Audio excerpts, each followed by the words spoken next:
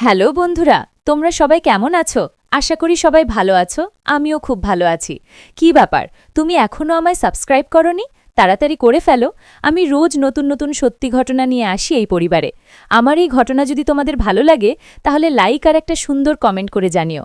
তাতে আমি আরও উৎসাহ হব নতুন নতুন ঘটনা তোমাদের কাছে নিয়ে আসার জন্য।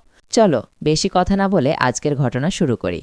আজকের ঘটনাটা একটি সত্যি ভৌতিক ঘটনা, যা বাস্তব জীবনে ঘটে যাওয়া একটি ঘটনা। ঘটনাটি লিখেছে দিদিভাই করলার রায়পুর থেকে, নাম রোজিনা। চলো দিদিভাইয়ের ভাষায় শোনাই। আমি রোজিনা। আজ আমি যে ঘটনাটা আপনাদের শোনাতে যাচ্ছি সেটা আমার সঙ্গে নয়, ঘটেছিল আমার মায়ের সঙ্গে। ঘটনাটা আজ থেকে প্রায় ৩০-৩৫ বছর আগের। তখন আমার বয়স ছিল মাত্র ৬ বা ৭ বছর। এই ঘটনাটা শুধু কষ্টের নয়, এর সঙ্গে জড়িয়ে আছে এক ভয়ঙ্কর রহস্য। আমাদের গ্রামের নাম করলার রায়পুর। সেই সময় গ্রামে লোকসংখ্যা খুব কম ছিল। চারপাশে ঘন গাছপালা আর জঙ্গল। রাত নামলেই এমন নিস্তব্ধতা নেমে আসতো, মনে হতো পুরো গ্রামটাই থেমে গেছে। একদিন পারিবারিক বিষয় নিয়ে আমার মামার সঙ্গে নানা নানির তীব্র ঝগড়া হয়। রাগ আর অভিমানে সেই রাতেই মামা বাড়ি ছেড়ে বেরিয়ে যান। কিন্তু সেই রাতের পর মামা আর বাড়ি ফেরেননি। সারা রাত অপেক্ষা করেও মামা বাড়ি না ফেরায় সবাই দুশ্চিন্তায় পড়ে। পরদিন সকালেও কোনো খোঁজ না পেয়ে আমার মা নিজেই মামাকে খুঁজতে বেরোন। অনেক খোঁজাখুঁজির পর হঠাৎ করে মায়ের চোখ পড়ে গ্রামের এক বড় ফলসা গাছের দিকে। সেই ফলসা গাছের ডাল থেকে মামাকে গলায় দড়ি দিয়ে ঝুলতে দেখা যায়। এই দৃশ্য দেখে মা আর্তচিৎকার করে জ্ঞান হারিয়ে ফেলেন। কিছুক্ষণ পরে পরিবারের লোকজন এসে মা ও মামাকে গাছের নিচ থেকে উদ্ধার করেন। পুলিশ এসে মামার লাশ ময়নাতদন্তের জন্য নিয়ে যায়।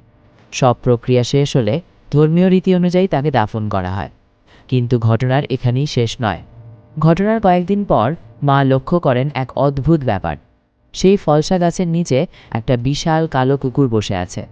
কুকুরটার জিভ গাছের মাথা থেকে নিচ পর্যন্ত ঝুলে আছে। এই দৃশ্য দেখে মা ভয়ে কেঁপে ওঠেন। গ্রামে আগে থেকেই বিশ্বাস ছিল এই ফলসা গাছে নাকি জিনের বাস। মায়ের অভিজ্ঞতার পর গ্রামবাসীরা ওই রাস্তা ব্যবহার বন্ধ করে দেয়। আজ এত বছর পরেও ওই রাস্তা পরিত্যক্ত, ঝোপঝাড়ে ঢেকে গেছে সব।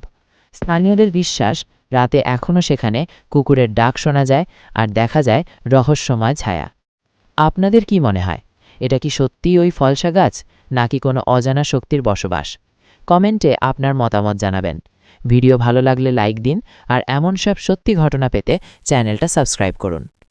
আপনারা যদি আপনার রিয়েল লাইফ নিয়ে কিছু কথা বা রিয়েল স্টোরি বলতে চান তাহলে আমাকে ডাইরেক্ট ডিএম করতে পারেন।